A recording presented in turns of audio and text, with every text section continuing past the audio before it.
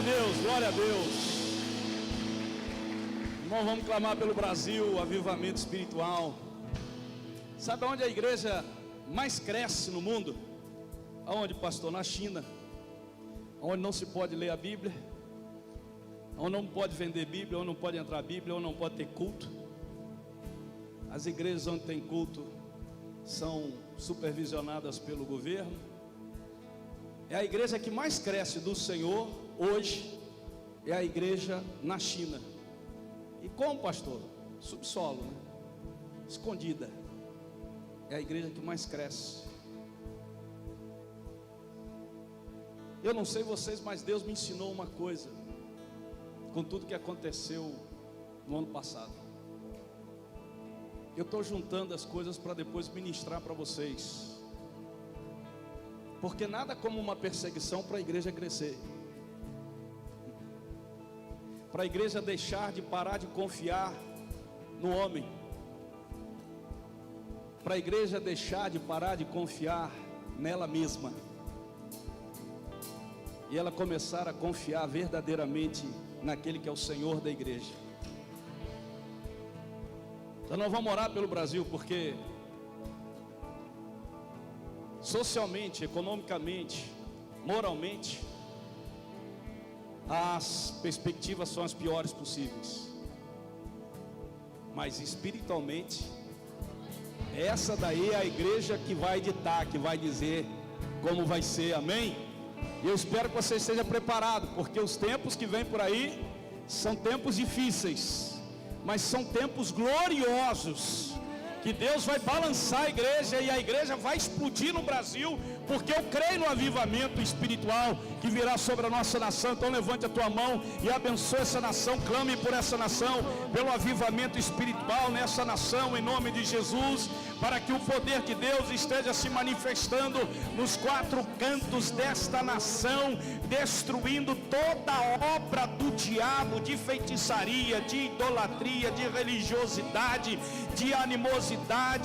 Em nome de Jesus, Senhor, nós clamamos e intercedemos por essa nação, declaramos que aqui, Senhor, nessa nação, ó Deus, virá uma chuva do céu, uma tempestade do céu, que, ó Deus, transbordará de avivamento, de milhares, de dezenas de milhares, centenas de milhares de pessoas se transformando, ó Deus, sendo transformadas para a glória do teu nome, e não vai ter templo para poder, ó Deus, caber tanta gente, e as casas, ó Pai querido, ficarão entupidas de pessoas para a glória do teu nome. Milagres e maravilhas e sinais poderosos do Senhor acontecerão nessa nação, meu Deus querido, em nome de Jesus, meu Pai, aleluia.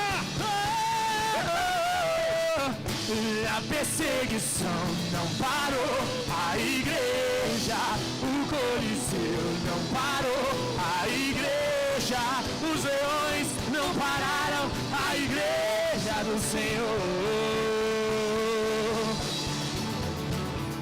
O inferno não pode prevalecer, vamos avançar, não vamos parar de crescer, ninguém pode parar a igreja do Senhor.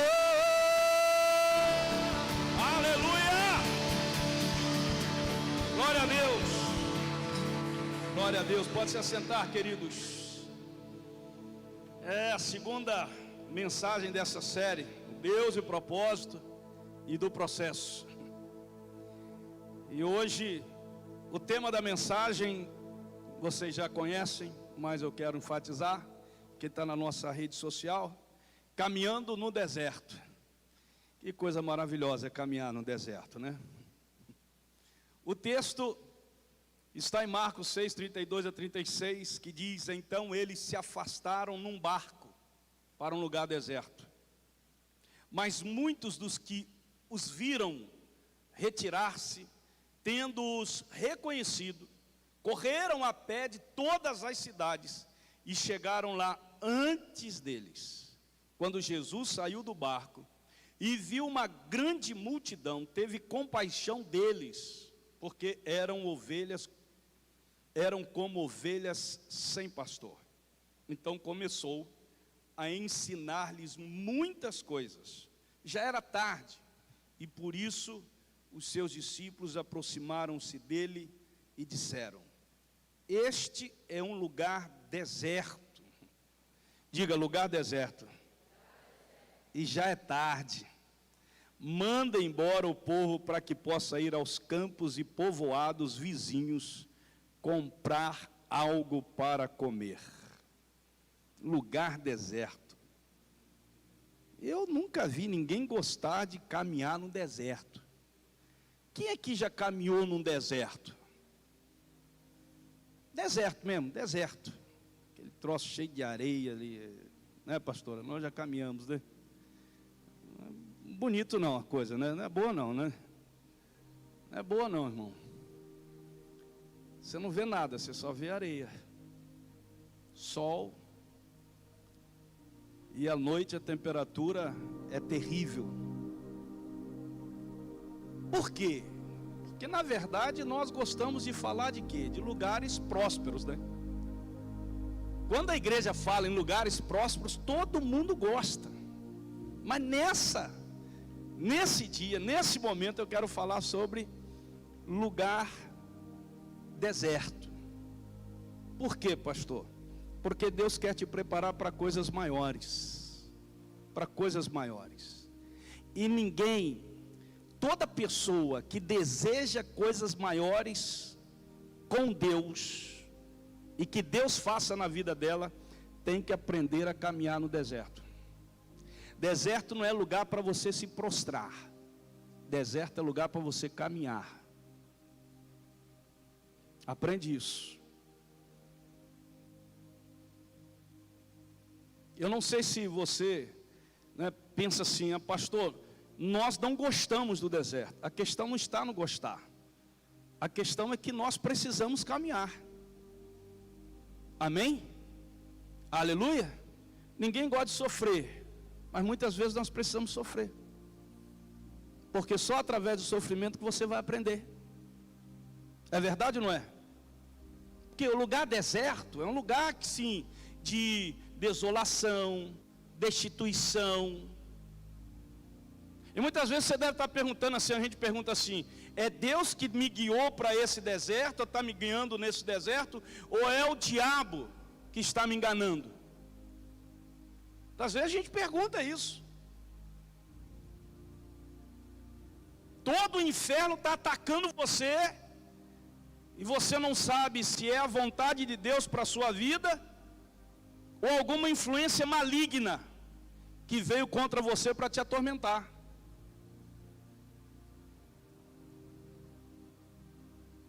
Esses dias uma irmã me compartilhou um sonho que ela tinha esse sonho já há algum tempo, que ela via homens entrando na igreja com metralhadoras e chegava aqui, atirava e matava muita gente. Ela compartilhou esse sonho. E Deus tem me dado o dom de interpretar sonhos. E eu disse para ela assim: esse sonho é que o diabo mata pessoas que estão dentro da igreja.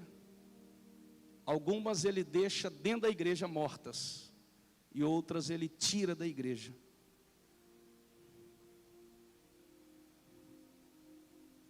Não é a ideia de que vai entrar bandidos aqui e atirar aqui.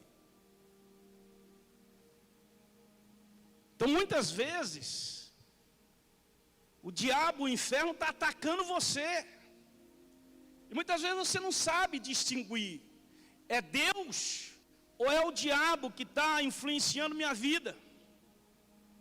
Mas deixa eu te dizer uma coisa com muita sinceridade, meu irmão, não faz diferença nenhuma se é Deus ou se é o diabo. Por quê, pastor? Porque a Bíblia, a palavra de Deus diz que todas as coisas cooperam para o bem daqueles que amam a Deus e são chamados pelo seu propósito. Se é o diabo, meu irmão, esteja certo, Deus está permitindo por um propósito. Você está entendendo isso? Porque o que Jó poderia dizer? Jó não sabia da figura de Satanás, porque o Velho Testamento não retrata a figura de Satanás. Não existia o bem e o mal no Velho Testamento. Na concepção das pessoas vinham de Deus. Não tinha figura do diabo. E Jó estava ali entendendo que aquilo que ele estava sofrendo vinha do próprio Deus. Mas Deus permitiu a Satanás para que fizesse aquilo na vida de Jó. Meu Deus, pastor, desse jeito, meu irmão.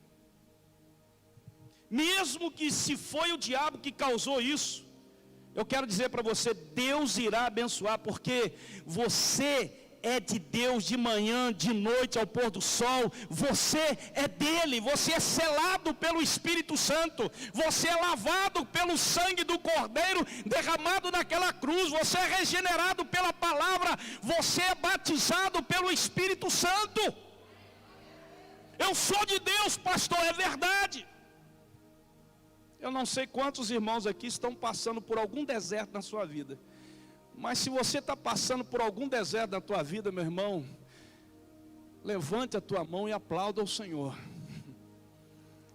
Olha só. Tem muita gente aqui passando por um deserto na vida. Aplauda Ele. Deus tem coisas grandes para você. Deus vai te ensinar coisas grandes desse deserto. Aleluia. Perceba isso. Esse povo sabe que está no lugar deserto. Tem gente aqui que está passando um deserto financeiro. Eu conheço minhas ovelhas. Algumas que se aproximam de mim e compartilham comigo.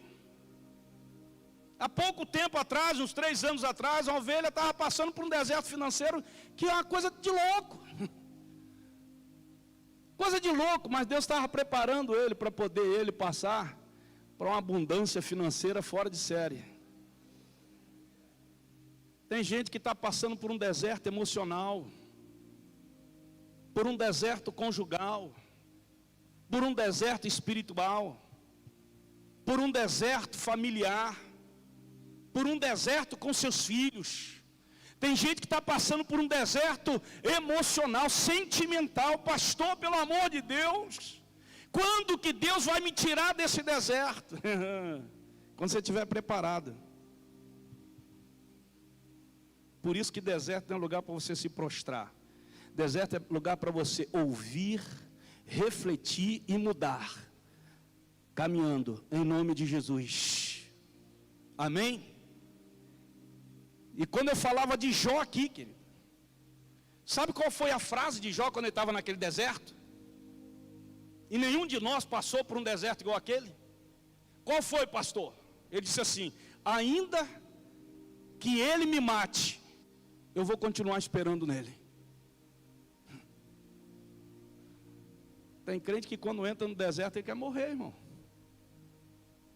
Ele larga tudo, ele quer, sabe? Ainda que Deus me mate, eu vou continuar crendo nele. Um lugar deserto, irmão, não tem água. A árvore não cresce. Só em Israel, né? Vão excepcionar Israel. Israel é outra coisa. Um lugar deserto não tem fruto na vide. Não tem o que comer. Um lugar deserto não tem comunicação, não tem rede social. Um lugar deserto, querido, é um lugar de isolação, você se isola. Um lugar deserto é um lugar de esterilidade. É um lugar de falta. E por que esse povo foi para o deserto? Porque Jesus estava no deserto. Muitas vezes tem crente que acha que por estar na presença de Deus ele não vai passar pelo deserto. Ele não vai ter problema. Está errado. Está errado. E isso é pregado muitas vezes em alguns arraiais do Senhor por aí. Não, eu estou na presença de Deus, então eu não vou passar por esse deserto. Eu não vou ter problemas, pastor. Mas, irmão, deixa eu te perguntar aqui, olhando para o texto. Aquele pessoal que estava no deserto estava na presença de quem? De Jesus. Eles estavam com um problema e na presença de Jesus. Como assim, pastor? Que você pode estar na presença de Jesus e ainda estar com um problema. E por que eu ainda estou com um problema? Porque Deus está te ensinando alguma coisa. A Bíblia diz, irmãos, que os que vivem retamente sofrerão perseguição. Você e eu vamos sofrer perseguição. Defende o aborto na tua escola, vê se você não vai sofrer perseguição. Defende o aborto na faculdade, principalmente na faculdade federal, se você não vai sofrer perseguição. Defende o aborto, irmão. Defende, irmão. Só o casamento entre homem e mulher só. Aonde quer que você esteja, você vai sofrer perseguição, irmão. Aí o crente não quer caminhar no deserto. Não, pastor, todo mundo, não é todo mundo, você não é todo mundo, você é especial, você é diferente, irmão. Em nome de Jesus. Você está entendendo isso, irmão? Amém? É o dilema, mas é um deserto.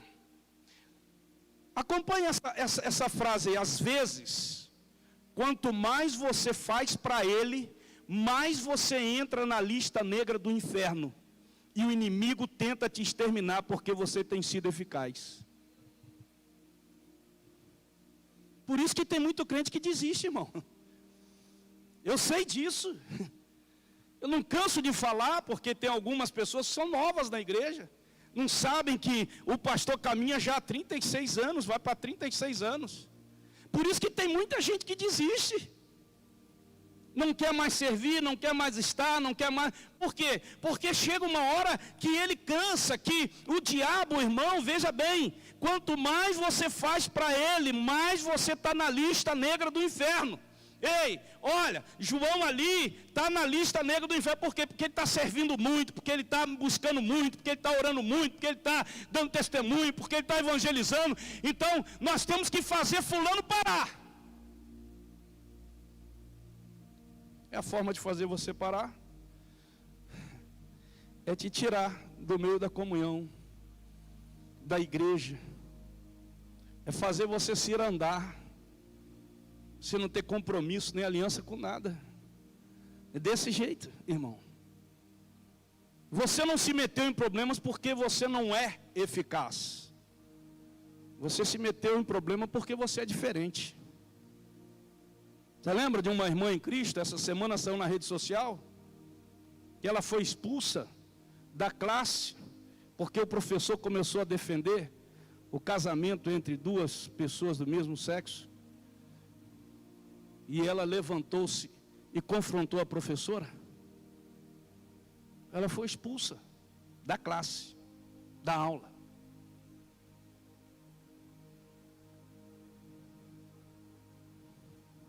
Você vai se meter em problema, irmão, porque você é diferente. Posso ouvir um glória a Deus? Você é diferente. Não é para você se misturar, é para você ser diferente. 5.000 homens, sem contar as mulheres e as crianças, seguiram Jesus no deserto. Agora tem um monte de crente que quando entra no deserto quer abandonar, abandona a igreja, abandona... Não, eu não abandonei Jesus, pastor. Muitas vezes eu sou sarcasta, eu faço esse sarcasmo, porque isso me dá uma certa ira santa. Tem isso, ira santa? A Bíblia não fala sobre ira santa não, tá? Mas dá aquela ira, né? Aquela ira, irai-vos, mas não pequeis. Porque o cara vem com essa lorota, dizendo, não, mas Jesus, pastor, eu saí disso aí, mas Jesus não, Jesus está comigo. Disse, como? Jesus está com você? Se você não está com aquilo que é de Jesus?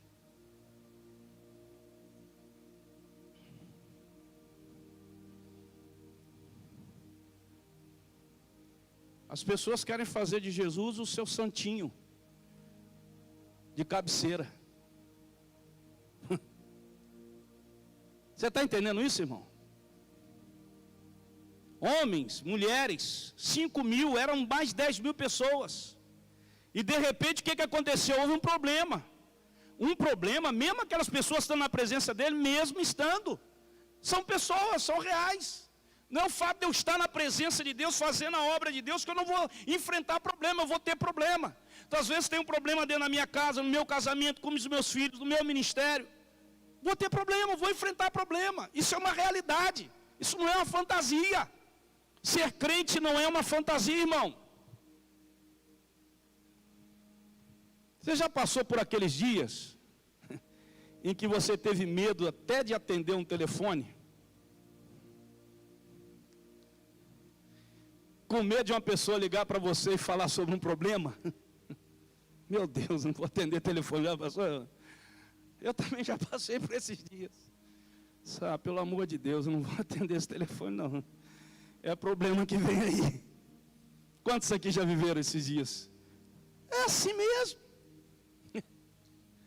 Meu Deus, pastor, mas é assim mesmo, irmão. E muitas vezes a gente acha que está na presença de Deus, nós não vamos ter problema. Mas por que o inimigo mandaria problema para pessoas que não estão na presença de Deus? Essa é a minha pergunta para você. Porque nessa hora deve ter um monte de gente tranquila, na praia, num shopping, passeando e tal. Não tem problema, pastor. Mas por que o diabo vai mandar problema para as pessoas que são dele, irmão? São governadas por ele, são dirigidas por ele, são enganadas por eles. Por que o diabo vai lutar com quem ele já tem? É verdade, isso é forte, eu sei que é forte. Eu sei que é forte. Mas o inimigo tem medo, irmão. O inimigo fica com medo de pessoas, irmãos, que estão se achegando a Jesus. Enquanto mais perto você chega de Jesus, enquanto mais próximo você está de Jesus, o diabo vai se intimidando e vai recuando e vai saindo. Aleluia! Porque enquanto mais você se prostra diante dele, mais o diabo foge de você. Ele tem medo do crente que se aproxima de Jesus, que está mais na presença de Jesus. Você está entendendo isso, irmão? Por isso que aquelas pessoas estavam caminhando no deserto. Quanto mais você... Olha essa frase, irmão. Quanto mais perto você fica de seu destino, mais o inferno começa a te atacar. Quanto mais próximo você está daquilo que Deus preparou para você, mais ou maior será o ataque do inferno contra a tua vida. A tentativa dele é fazer você não alcançar o que Deus prometeu para você. Mas eu quero te dar uma boa notícia: aquele que começou a boa obra na tua vida há de completá-la até o dia de Jesus Cristo, porque Jesus é o alfa, Jesus é o ômega, Jesus é o princípio, Jesus é o fim, Jesus é o primeiro, Jesus é o derradeiro, Jesus é o autor e consumador da tua fé, da minha fé, da nossa fé. Aleluia! Uma banana para Satanás, porque o que ele começou, meu irmão, ele vai terminar. E aquilo que Deus começa, meu irmão, ele completa, ele termina. Louvado seja o nome do Senhor. Eu sinto que há algo liberado de Deus aqui nesse lugar. Xarabaxere cantaramás. Levante a tua mão e glorifica o Senhor, porque eu sinto, meu irmão, que há algo de Deus aqui liberado nesse lugar para vidas que estão aqui nessa tarde, noite. Louvado seja o nome do Senhor.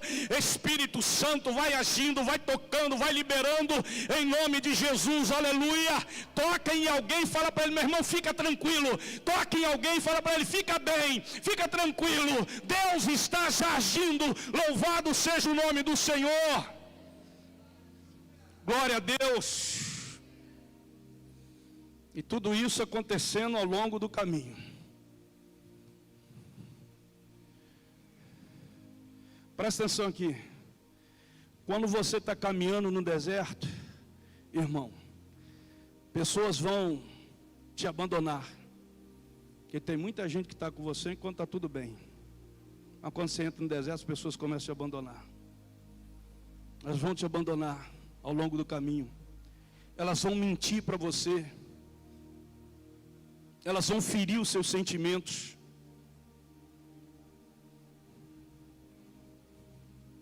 Mas se você estiver na presença do Senhor, não se preocupe com o que elas vão fazer ou com o que elas vão falar.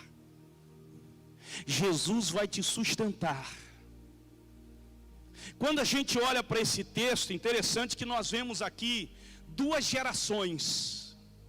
A geração dos mais experientes, ou os mais, eu não vou falar mais velhos, mas os mais experientes, que viveram já bastante na vida, né?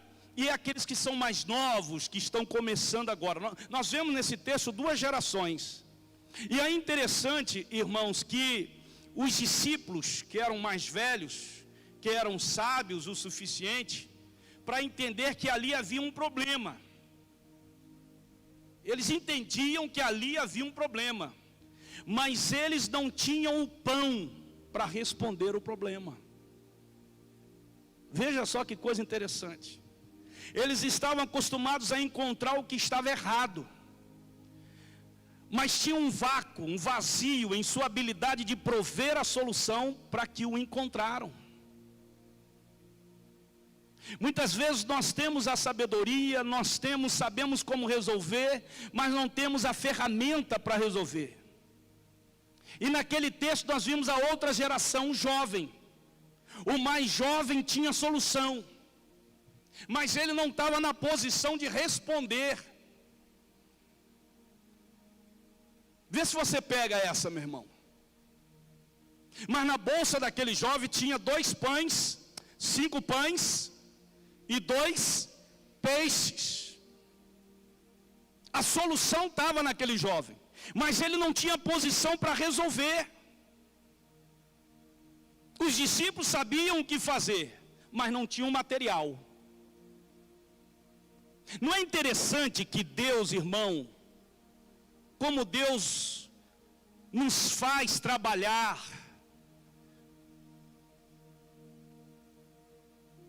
unindo duas gerações?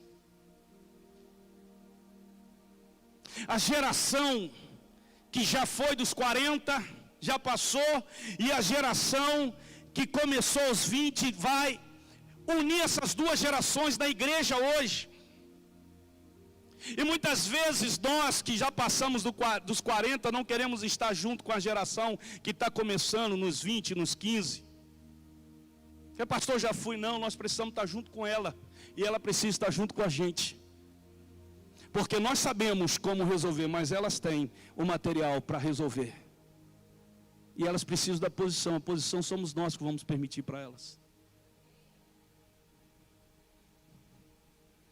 Por isso, quando a gente fala assim, meu irmão, esteja junto com a juventude. Ah, pastor, porque rapaz, essa geração, tem uma geração que parece que morreu. Se ele olhasse para o pastor dele, ele dizia assim, rapaz, meu pastor é diferenciado. Não, não sou não. Eu sou igual a você. A única coisa que é a diferença entre eu e você é que eu me posiciono, você não está se posicionando. Você tem que se posicionar. Em nome de Jesus. As duas gerações têm que estar juntas, para a glória de Deus. Se você olhar para o Velho Testamento, você vai enxergar isso. Deus, então, é interessante como Deus faz trabalhar. Deus vai te colocar em uma situação em que você tem os bens, mas não tem a plataforma.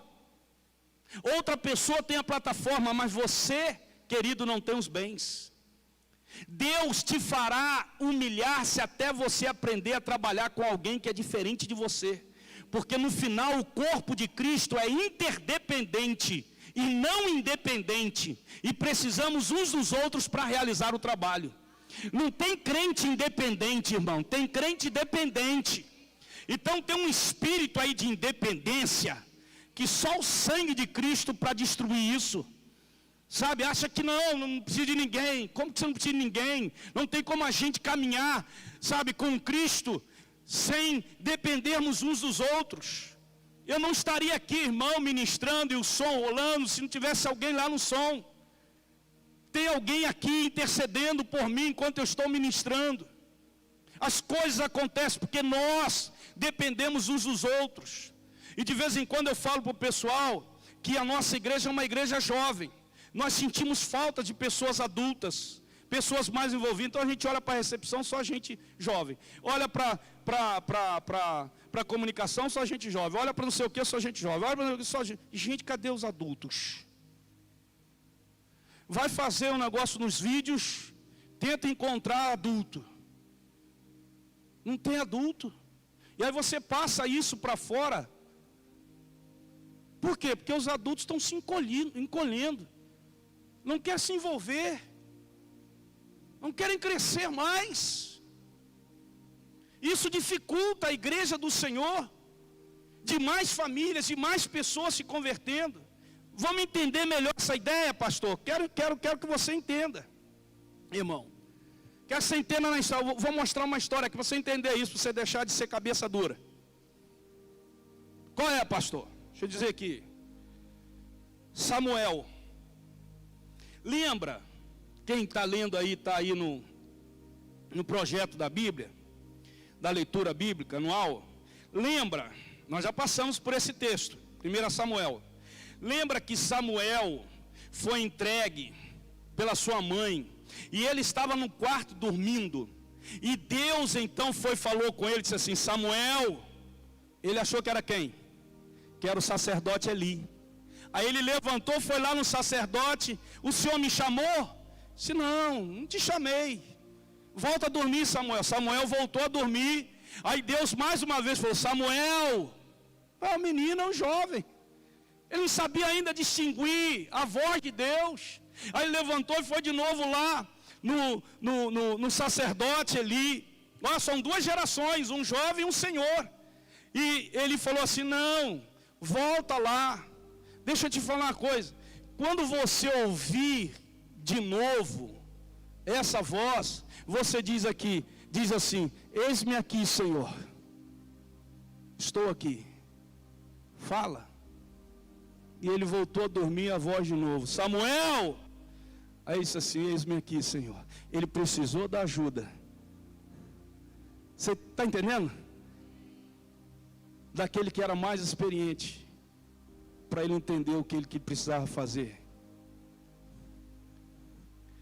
Ele tinha a ferramenta, mas ele não tinha a experiência. Os jovens muitas vezes têm a ferramenta, mas não têm a experiência. E aí eu falo para os jovens, deixem de ser orgulhosos. Ouçam mais as pessoas mais experientes que você. Você precisa entender isso.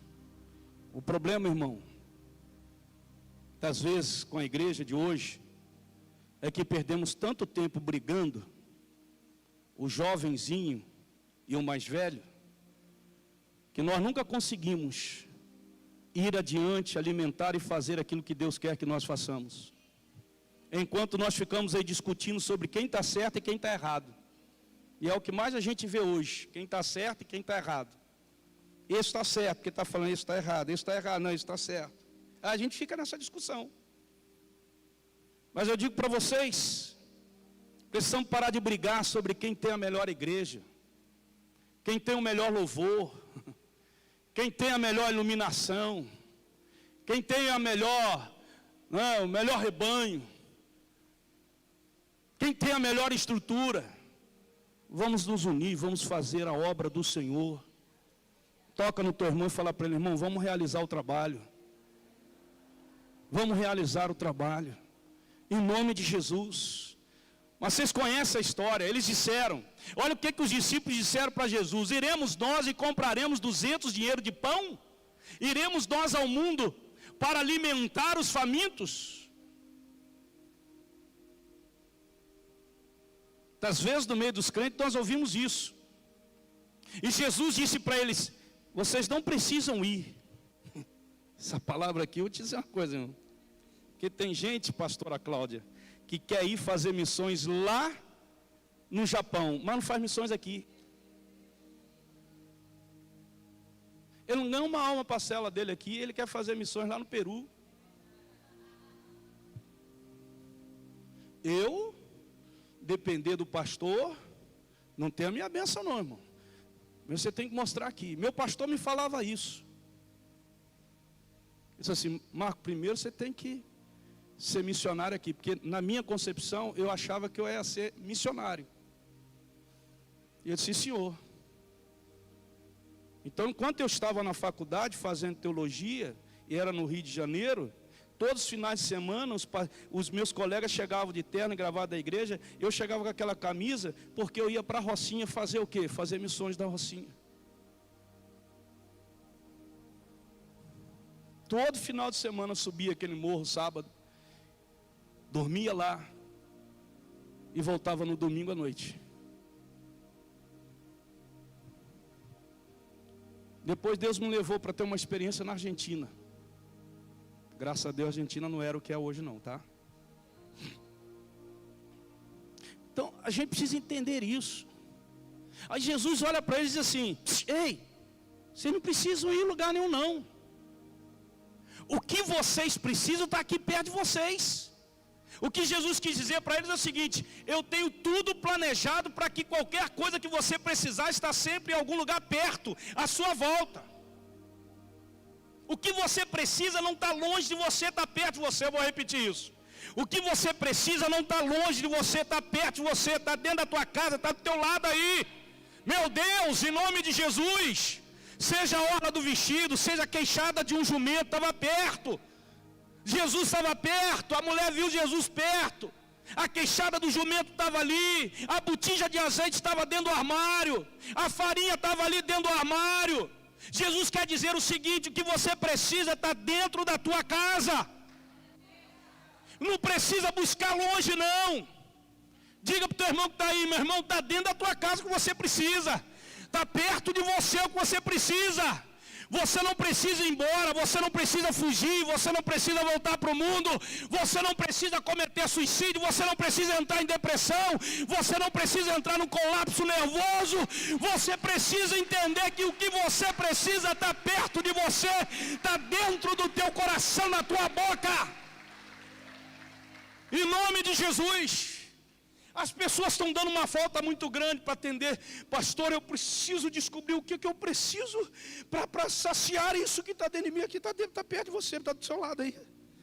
Está dentro da tua casa, você não está enxergando. Jesus quis dizer isso para os discípulos. Está aqui, ó, no meio da gente. Eles ainda não tinham entendido que estava no meio deles. Era um menino. Jesus está dizendo para você nessa noite: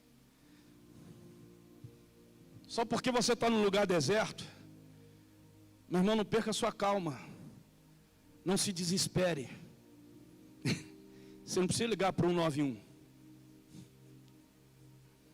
Você não precisa ir para um astrólogo.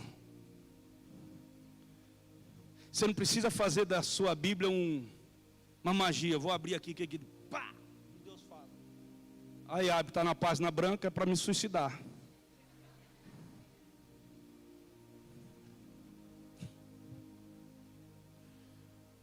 Amém? O que eu faço, pastor? Receita bíblica: apenas se aquete e saiba que o Senhor é Deus, tanto no deserto quanto na cidade, e mais cedo ou mais tarde Ele vai se revelar para você, vai aparecer e vai trazer a solução e a resposta. Em nome de Jesus.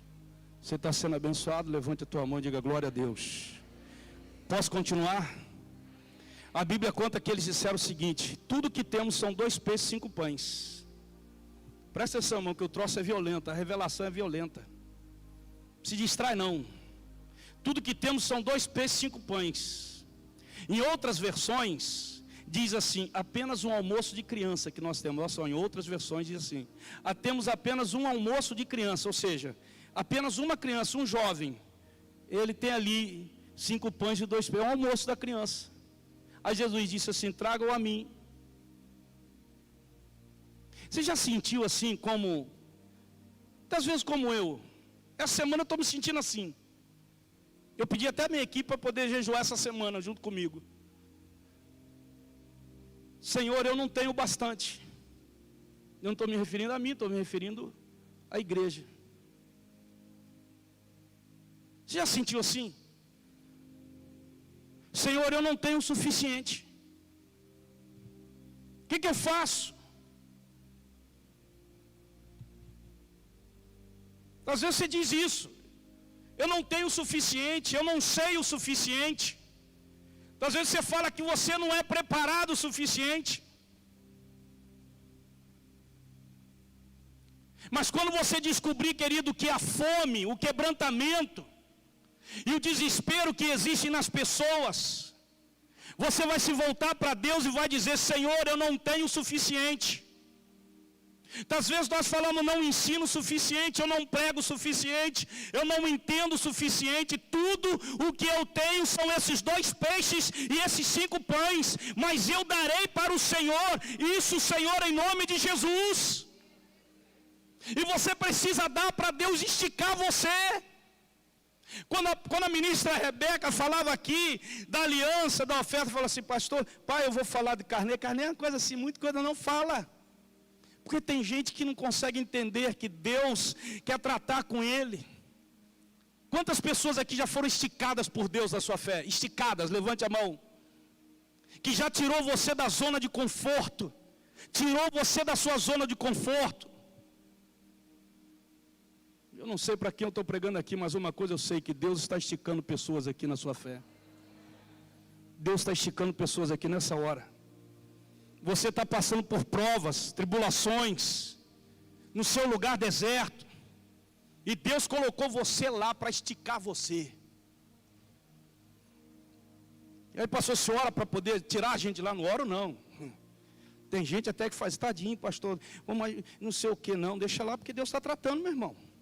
Não bota a mão não, porque enquanto Deus está tratando, deixa Deus tratar. E muitas vezes, sabe o que a gente faz? A gente quer colocar a mão.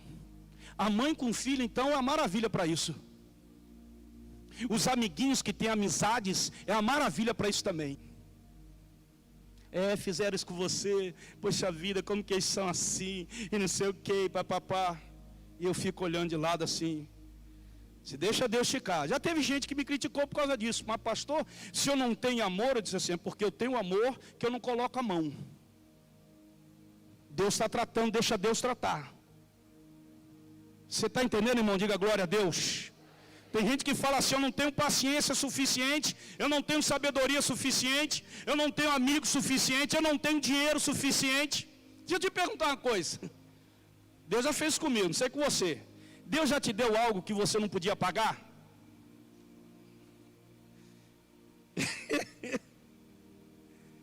Deus vai te dar algo que você não tem dinheiro para pagar. Meu Deus. Faça-os entender, Senhor. Eles têm que entender esse mistério, tá, Pai? Deus vai te dar um emprego que você não vai ter diploma nessa área de emprego. Para não vir ninguém dar glória a Deus. Graças a Deus. Deus vai te colocar em posições em que outras pessoas que têm mais talentos que você gostaria de estar lá.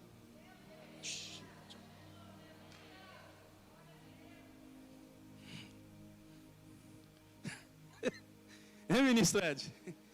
Tá pegando fogo aqui, irmão. O trem tá violento nesse lugar, hein? Você pode não estar sentindo. Mas eu, meu irmão,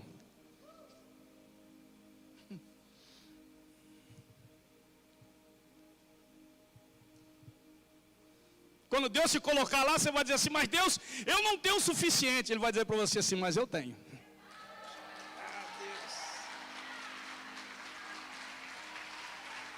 Glorifica Ele, meu irmão.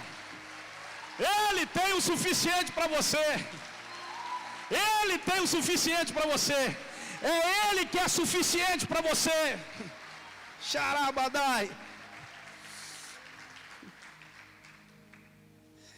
Aleluia.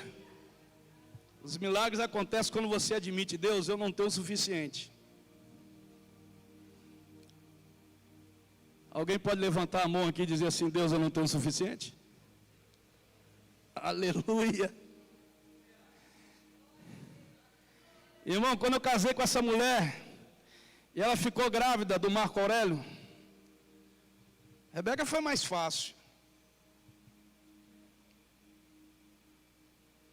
Aí depois ficou grávida da Rebeca, Marco Aurélio tinha 5 anos.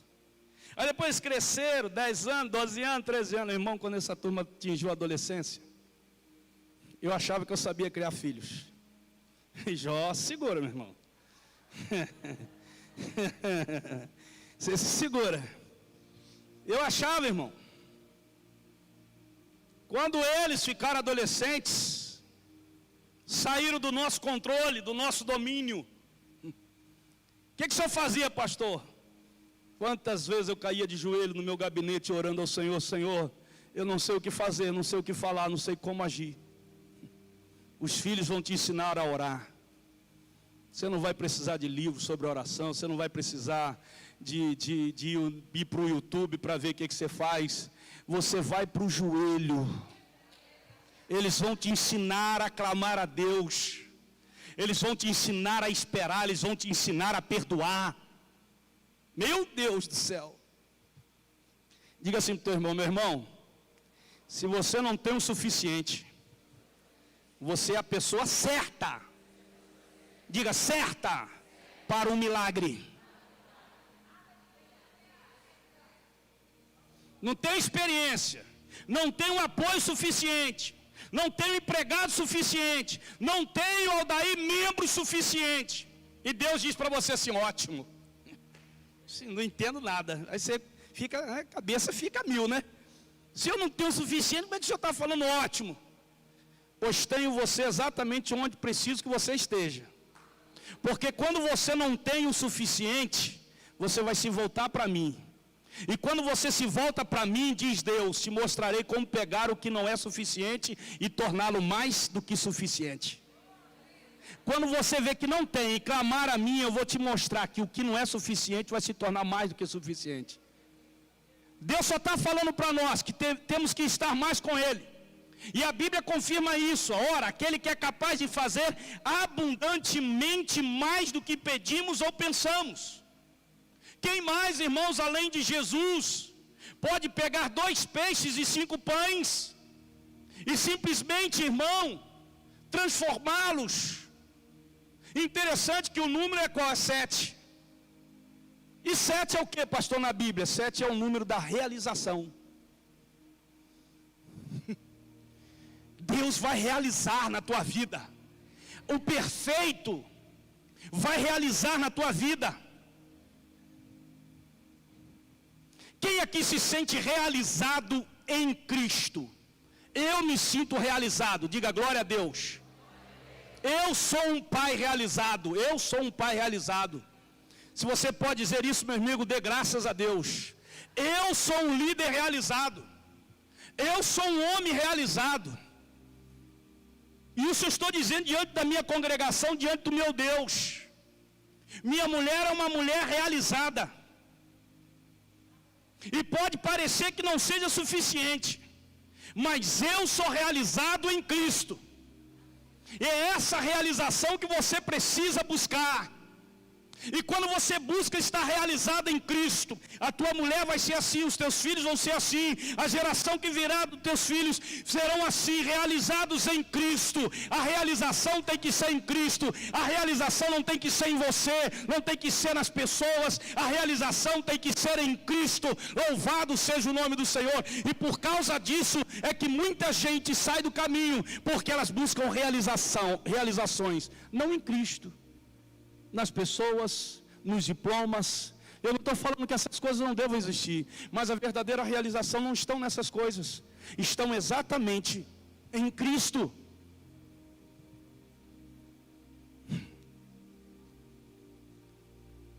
Vamos caminhar no deserto, irmão. Fique em pé em nome de Jesus para a gente terminar. Você não sabe o que vem aí a semana que vem. Misericórdia. Jesus. Deixa eu dizer para você, meu irmão, minha irmã, com muito carinho, muito amor, você, meu. Eu não sei se há alguém aqui nessa noite que ainda não é um viajante, não é um forasteiro, que está no caminho do Senhor. Mas eu quero te dizer, meu irmão, minha irmã, que o deserto não é um lugar para fixar residência. O deserto é um lugar de passagem para você experimentar os milagres de Deus. Caminhar na presença, pelo deserto, na presença de Jesus, é um privilégio que muitos rejeitam. Eu quero o Evangelho, mas não quero o deserto. Eu quero o Evangelho de Jesus, mas não quero sofrimento. Eu quero o Evangelho de Jesus, mas não quero perseguição. Eu quero o Evangelho de Jesus, mas não quero dar. Eu quero o Evangelho, pastor, mas eu não quero caminhar pelo deserto. Só os sábios Eu não sei como está a sua vida, nem sei qual é a área da sua vida que você está vivendo num deserto. Mas eu sei de uma coisa: se você deseja experimentar o milagre de Jesus na área da tua vida, que você está no deserto, essa é a hora. Com certeza você será uma pessoa realizada em Cristo.